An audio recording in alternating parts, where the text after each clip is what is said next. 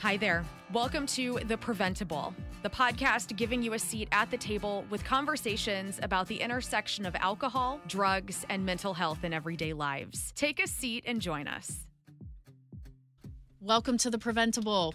With me today are two people who I just met, but I feel like we're going to become fast friends.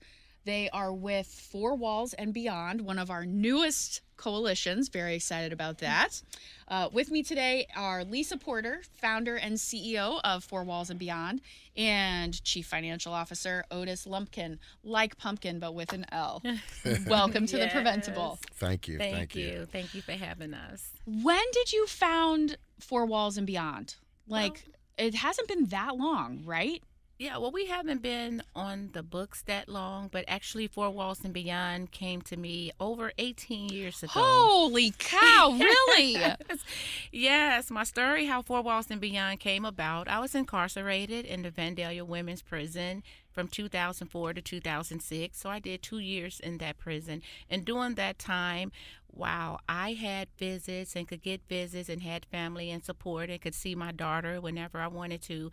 There were women that didn't get visits, and they went months and even years that they didn't get visits and they didn't get phone calls.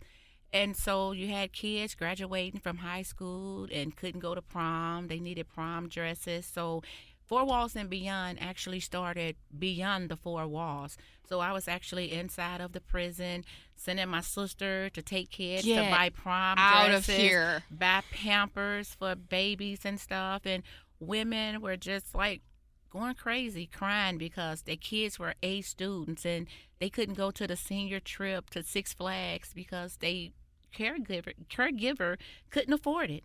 You know, I left one daughter out here. I have one daughter, but you got women that are going to prison that leave 5 and 6 kids out here. And it's our culture to try to keep the children together. And so parents do it. But, you know, what the world don't understand, no check come with those kids. Once that door closes behind those kids. And the state makes it so hard for these grandparents to just do a temporary adoption with the children until the parents get out of prison.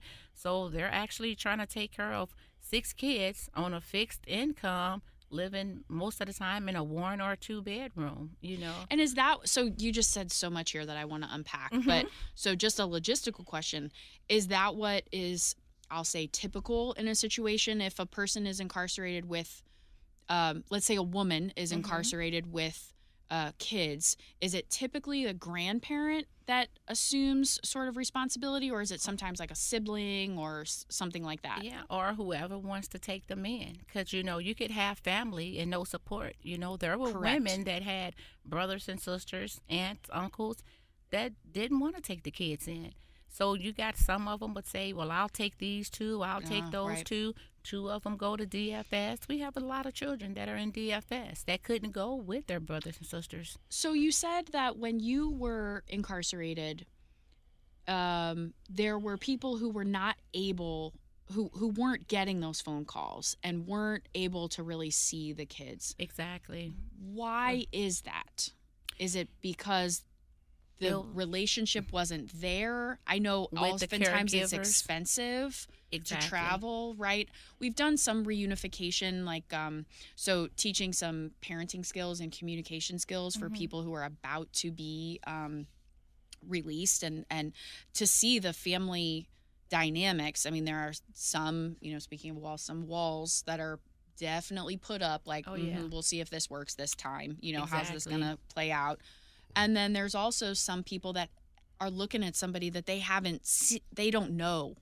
It might be their child, but they haven't, or their partner, but they haven't been with them and don't really know them, because there's only so much phone calls and letters can do. Exactly. Right? And then the thing about it, most of the prisons are in rural areas. Yes. So they are 2 and 3 hours away from home. So if the children are with a grandparent that don't have a car, that don't drive, or aunt or sister that have a car, but they work and just don't really have that time. And a lot of programs come up to the prison. We got the Girl Scouts, the boys, the Cub Scouts, and other programs, Let's Start, Moving Beyond Your Past, and other programs that do bus the kids and bring them up. But you're talking like once every 6 months, as opposed to every other weekend visit, once to really a week create that relationship, to create that bond. And that's what kids need, that, to get past and over the trauma that is imposed on children with incarcerated parents. Okay. Otis, I want to bring you into the conversation. Sure. So how did you get involved in this organization?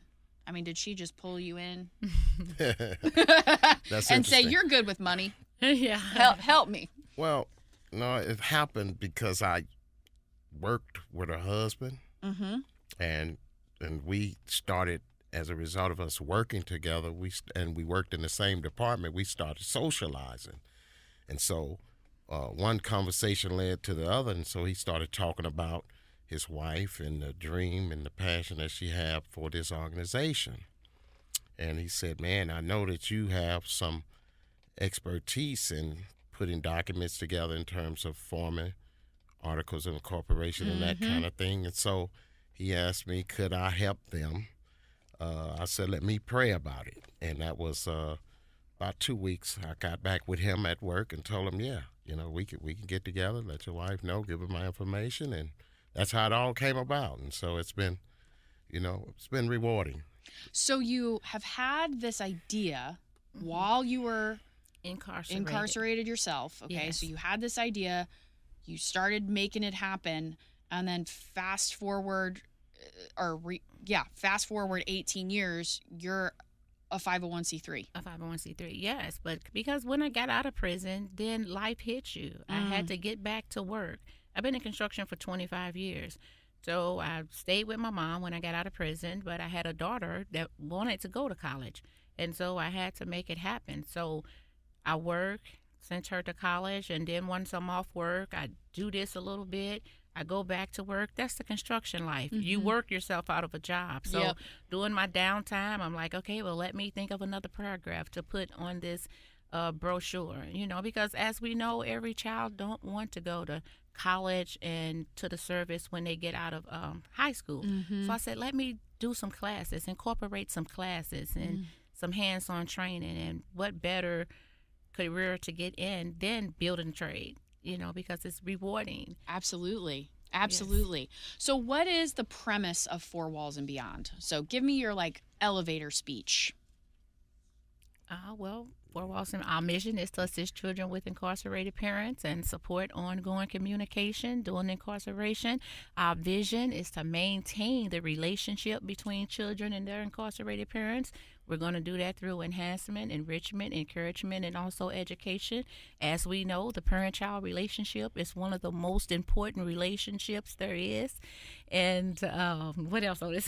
In case people can't tell if they're listening, Lisa's a little passionate about this. I am very passionate. Like when you said 18 minutes, I'm like, can I get all of this in? and it's because the lived experience. And Otis and I both have lived experience. Okay. Otis was also incarcerated, and he's seen men that didn't get visits from their children, didn't get to call home and stuff. And so that's where the passion come in, because as we know, children are our future, and we must invest in them and give them that opportunity. And so you were telling me something about really cool about that's upcoming for you all, where, speaking of the construction trades, you're doing a little bit of a field trip, right? Yes. So tell me more about that. Tomorrow we have a field trip.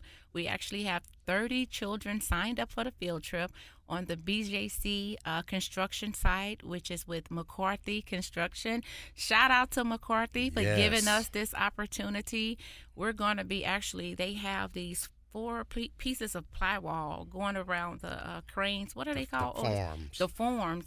And one of the investors drove by and they were like, that looks plain. We want to do something with that. One of my friends, she works at the site, and so he asked her, did she know anybody that deal with kids or have a program? And she was like, yes, my friend Lisa has a program that works with kids.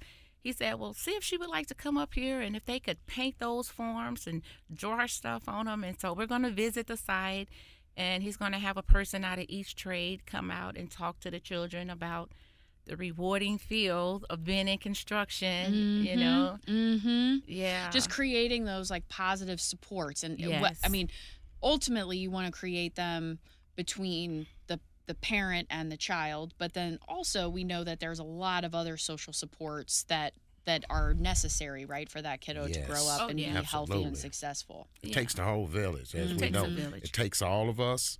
And like as Lisa said, to speak to that point, I've been there. I know what it's like to be in recovery. I know what it's like to live in addiction. And now that I'm on the other side of all of this, that's why it's a passion of mine to go back and give to those who may be struggling in some of those areas. I know what it's like to kick the stigma and admit that you need some help and deal with these issues in terms of mental health challenges. And it's been nothing but a blessing for me personally to serve in this capacity. My biggest concern, one of them, is to, at this point in my life, is legacy. And so I was just having this conversation with a friend of mine. Wow. What am I going to leave my children? She said to me. She said, what am I going to leave my children? And she's a woman of color, and she's been busting her butt. Right. And it's not about money. Right. It's about legacy. It's about legacy. It's about leaving it to your grandchildren, children. And this is such an important issue. And without another moment to waste on this, and this is why, because right now, the women that are in prison, they're getting treatment. They're having group therapy. They're getting counseling. They have church and everything that's going to prepare them to come out of prison and be their better selves. Whereas we have children out here that are getting no counseling, no therapy, no help. So you send this woman out after doing 3 to 5 years or whatever. She's clean. She's sober. She's got her mind right. But you're sending her with 6 traumatized kids. So it's like you sending her to the lion's den. And that's going to push her right back out in the street, right back into her addiction. And that's why we need to give these kids counseling while she's getting counseling. And, you know, everybody will be on the same page when she gets home. You know, I will be honest with you. I don't think I've ever thought of it like that.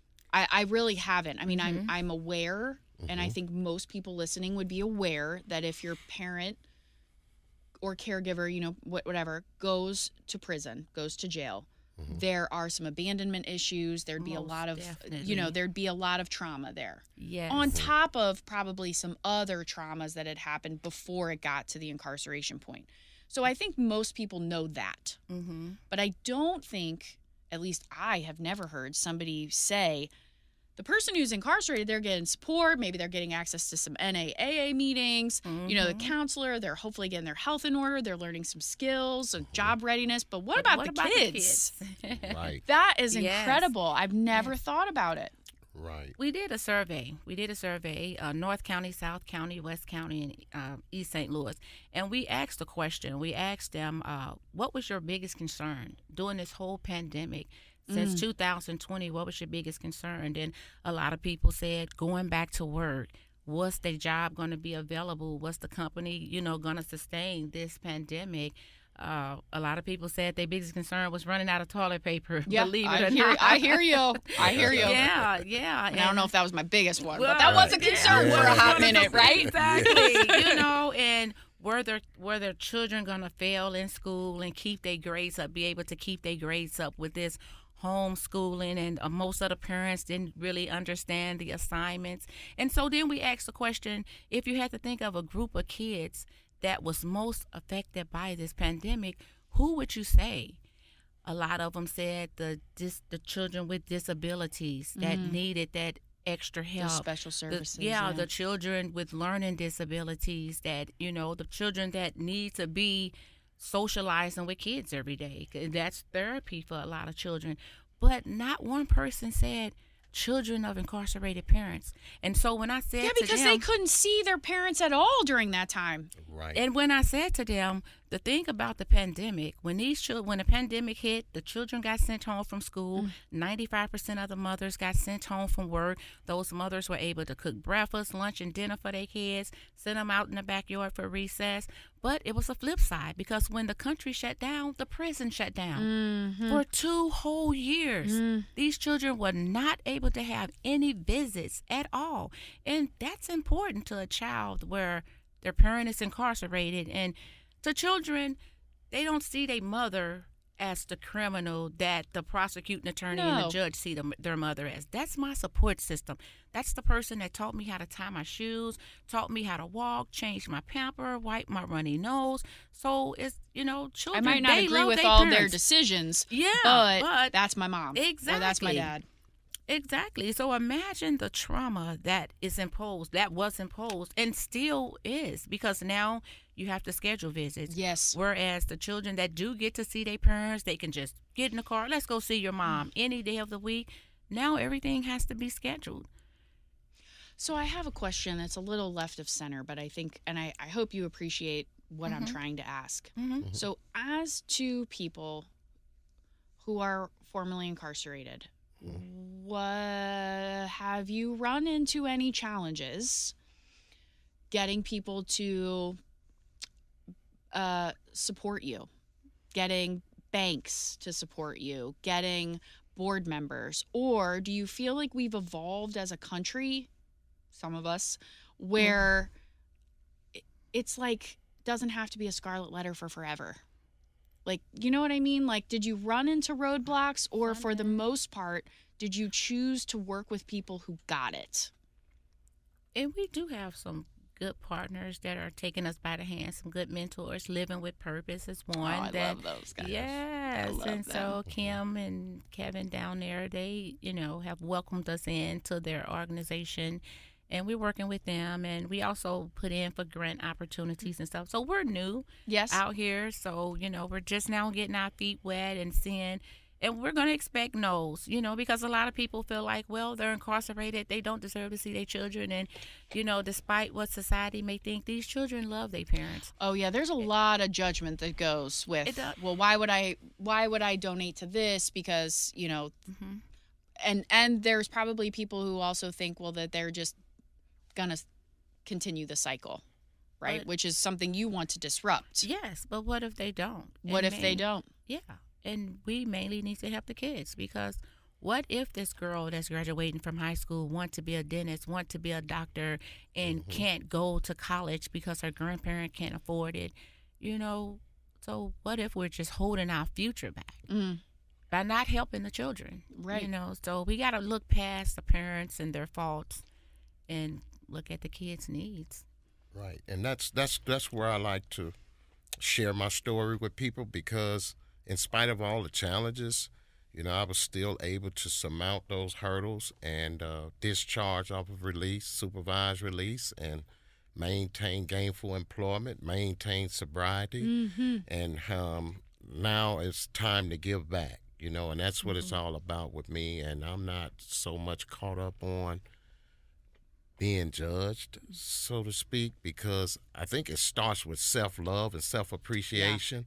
And I'm not really looking too much for outside validation as much as I am looking within to see what else it is that I can offer. I love and that. For those who are less fortunate. So like, I don't know if you know, but we took on Walnut Park as our community coalition. That's where we're going to really be focusing our efforts in.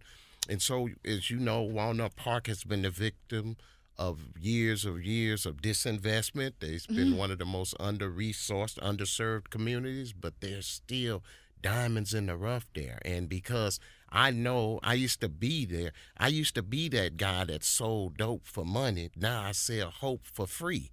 And I'm telling you, you should put that on a T-shirt. Yeah, it's coming soon. It's coming soon. Trademark. If you're listening, you can't take that. It's Otis's. Thank you. But yeah, this is my whole heart passion, is to, give back, because I lived it. And I know what it's like. The lived experience is so important, whether it's with incarceration, substance use disorder.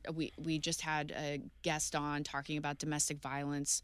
Lived experience is important because it's that empathy piece to say, I know what you're feeling. Yes. We don't have the exact same feelings, but I've been there. Right. And I can understand where you're coming from and how scared you are and how nervous you are and how mad as hell you are. Right. And I can empathize with you. Yes. Absolutely. So, how does your kid feel about this? My daughter loves it. My daughter, she was 8 when I left and 10 when I came back. and she got through grade school, high school. I sent her down to Xavier University in New Orleans. Yes. Mm-hmm. So she must be very proud of Mama. Yeah, she is. And she loved the ideal. She loved the whole concept because, she had to share her money. Like if my sisters and brothers gave her money, I'm like, well, Margot, I have a friend up here, and she has a grandchild out there that needs some Pampers. Can you give me that $20 your uncle gave you? And she did it. She understood. Because she was with my mom and dad, and they worked and gave her everything she wanted. And so it was all about sharing. And even though she was an only child, she was able to share.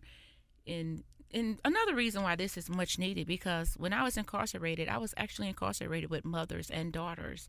It was at least 8 sets of mothers and daughters. Mm-hmm. And so the mothers was not old, too old, and the daughters. So guess who kept both of their children? The grandmother. Mm-hmm. So imagine that. And so if we can break the chain, and just give these children some hope.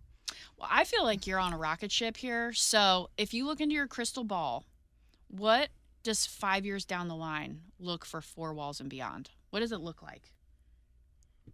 I would like to think of it as being right there, embarking on the flagship status. As she said, we're new here, so I like to think of it as us being fledgling, but we're here to stay. Yeah, make exactly. no mistake so we're about it. Solidifying your presence in the community in 5 years. Yeah, solidified. I like that. Yeah, we want to just make impact, lasting impact, not just in Walnut Park, but in all of St. Louis, and then all around America, wherever there's a need, by partnering and collaborating with other people that has a heart to care enough, and to share enough, to reach back to those who may not have an opportunity, except it be for someone. A white guy from Pennsylvania helped me, didn't know me from a can of paint, but he helped me. And so that's why I don't subsume all people in one category, regardless of race and ethnic, because you just never know where your help or who your help may come from. And so that impacted my life for the good. And now I'm years on the other side of it because of that. And so that's why it doesn't matter to me about race. I'm an equal opportunity employer, if you will. Are you a pastor? I feel like I could listen to you talk all day. It's a minority. You're like, can I get an amen? I serve in leadership. Okay. I serve in leadership in my local church. Yes, ma'am. And, so I'm kind of winded, but it's my passion. Yes. I love humanity, and I make no apologies for that. I have goosebumps from both of you all because you can feel it. You can feel the passion for what you're doing. Thank you. And do know, I've been home from prison since 2006.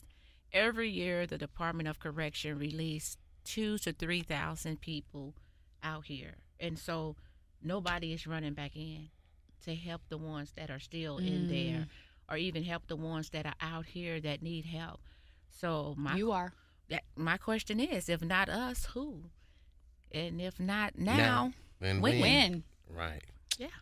All right. I feel hopeful today. I feel you are leaving me, and it was not just your little mini sermon, but I feel hopeful. Yeah.